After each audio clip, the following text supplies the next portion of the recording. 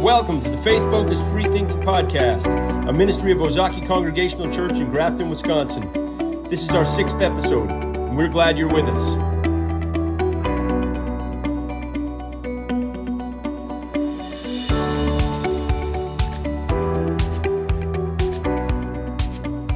Hello, I'm Jeff Larson. Welcome back to the Faith Focused Free Thinking Podcast, where we believe faith is important. But we're also okay to ask the difficult questions. We think it's important that we think. We're trying to make sense out of the world and out of the human condition and give ourselves hope and peace and joy in the face of it.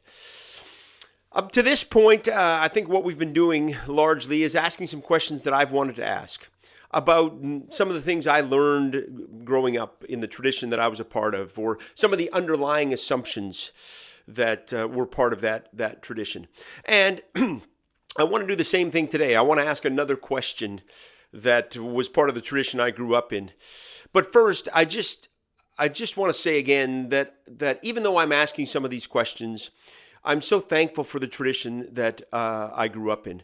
As many of you know, I grew up in a sort of a conservative evangelical tradition, and I experienced the very best out of that tradition. I mean, from the love of my parents to the churches I attended to the people that were around me, I just experienced the very best out of that tradition, and I'm so thankful for it.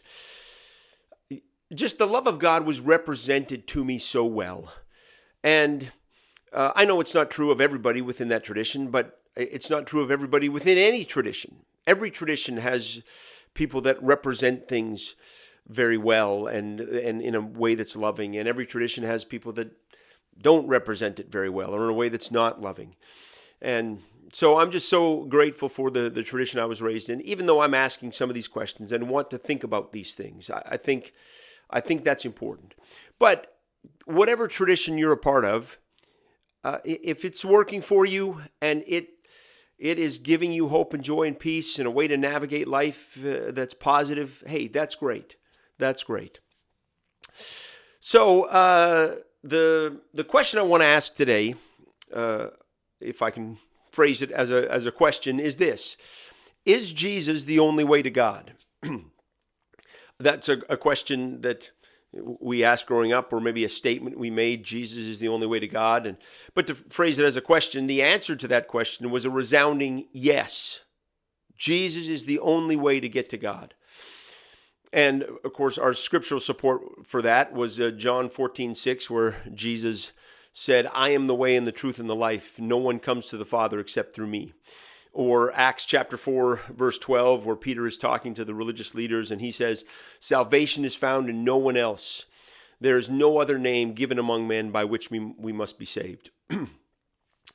That Jesus is the only way we get to God. And I think what that made me feel like, or what that did for us in the tradition that we were a part of, is sort of made me feel like our tradition was right and other traditions were wrong, or Christianity was the only true way to God and everybody else was believing a lie, or everybody else was believing falsehood. And I guess I just never really thought, well, could we look at that in a different way? Or is there a different answer to that question? Or could we think about the question in a different way? And I want to try and do that today.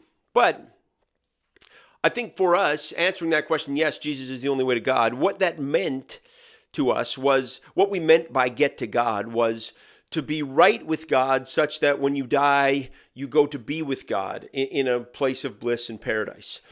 And of course, if you're not right with God, well, when you die, you go to be separated from God in a place of torment and misery.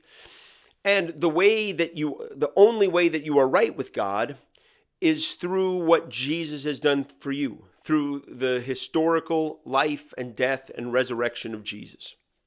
That's the only mechanism through which God redeems the world or makes people right with himself.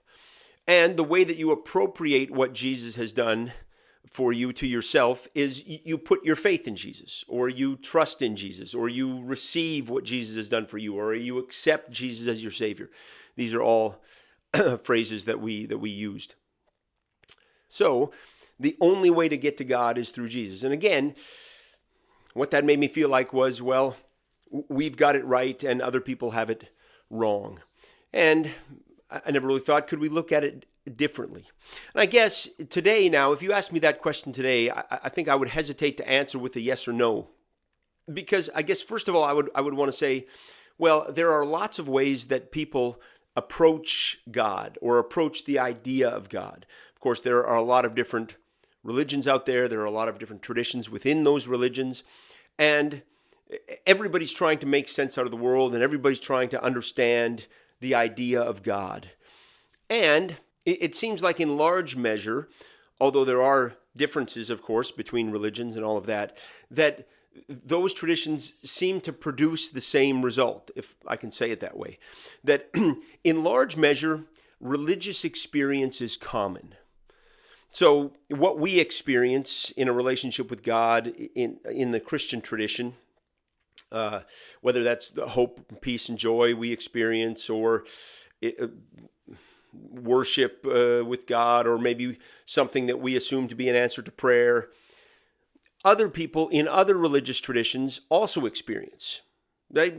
Hope and joy and peace, or the worship of God, or things that they consider to be an answer to prayer, or maybe they credit these things to karma or something else. But largely speaking, religious experience is common. And so in that sense, well, no, Jesus is not the only way to get to God. People understand God in different ways and seem to experience the same things in the process. Now, within, of course, the tradition I grew up in, we would say, okay, well, yeah, great. People experience God in a variety of ways, or approach God in a variety of ways. But what is it that is actually going to get us to God? I mean, when we die, or what is it that's actually going to bring us to paradise, or what is the mechanism through which we get to God? And I guess I would say, well, here is what Jesus represents to me.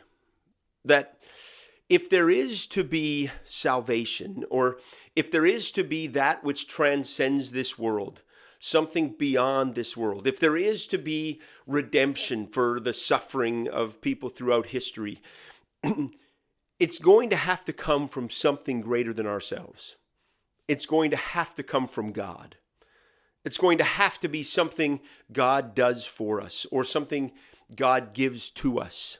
I mean, all the advances that we have made as humanity over the centuries, we still deal with human nature, and we still deal with our mortality, and we're still trying to make sense out of life and give meaning that transcends this world.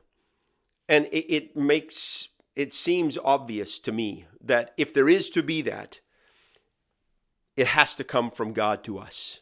It has to be something that God does for us. And this is what Jesus represents to me. That God put himself in our shoes, sacrificed himself on our behalf, has done for us what we couldn't do for ourselves. That the path between us and God doesn't run from us to God, rather it runs from God to us. And so in that way, you could say, yes, Jesus is the only way to God. But in my mind, that doesn't mean that, well, you have to follow this particular path, or you have to believe this particular thing, or you have to get this particular thing right, or only one tradition is going to get you there, so to speak. No, God has come to all of us in the person of Christ. At least that's what Jesus represents to me. God has done it for us. Now, I am less concerned with the particular mechanism of that, the particular way in which God comes to us. I mean, that is, if the particular mechanism by which God redeems us or saves us or brings redemption for the world or whatever is the historical life and death and resurrection of Jesus, hey, that's great. And for me, I think it's helpful that the person and story of Jesus is rooted in history. But I'm less concerned with that being the particular mechanism as much as I am convinced that salvation or redemption comes from God to us because of the unconditional love of God for us. Because, as we've talked about before, if the historical life and death and resurrection of Jesus is the particular mechanism through which God saves the world or brings redemption, and if the only way for us to appropriate it to ourselves is to put our faith in it, well, then I think God has not done near enough to give us evidence for it and has not made that evidence near enough accessible or available to people in the chaos of life. I trust in the unconditional love of God for all of us.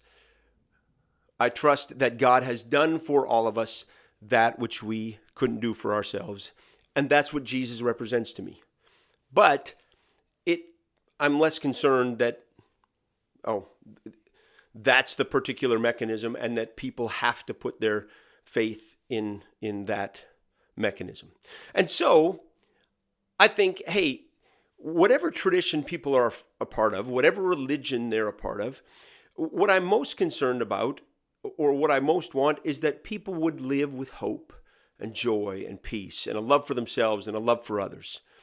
And I sort of have in my mind a little speech that I would want to give to people if we're talking about religion or perspectives on God, or the person who comes to my door, wanting to share with me a message. I want to say, hey, thanks so much for sharing this with me. And hey, all of us are doing our best to understand God. And, if what you believe about God and the tradition that you're a part of and the way that you make sense of the world, if that's working for you and it's giving you hope and joy and peace and it's enabling you to love yourself and love others, that is great. That is great.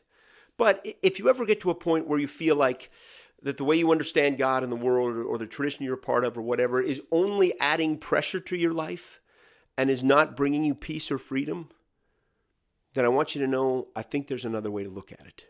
I find hope and peace, a love for myself, peace and freedom in the embrace of the unconditional love of God that I see represented in the person and story of Jesus. And maybe you could find hope and peace and joy there too. I feel like I want to say that to the people in the tradition that I grew up in, which is a Christian tradition, embracing the message of the gospel, the person and story of Christ. I want to say, if the way that you understand it and the things you have to do and the things you have to believe, if it's working for you, great. But if you get to the point where you feel like this is just adding pressure to my life, I think there's another way to look at it. Jesus is the only way to God, not because you have to get to God through him, but because God has gotten to you. And what that has done for me is it's freed me from needing to get other people to believe the same thing I do, or to look at things in the same way I do, or to have the faith I think they need to have. It's given me a freedom to show a genuine interest in people and to learn from them. And maybe we learn together. Because what we trust is that salvation is not on our shoulders. Getting to God is not something we have to do. It is something God has done for us.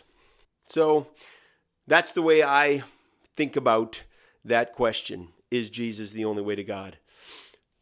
No, people experience God in a number of different ways. But what Jesus represents to me is God has done it for us. And I find great hope in that. So that's episode 6. I hope that's helpful for you in some ways. Again, I really appreciate the opportunity to think through these things. And I'd love to hear what you think. Don't hesitate to shoot me a note, jeff@occhurch.org. I hope you're having a great 2024, and we'll see you next month. Thanks so much for joining us.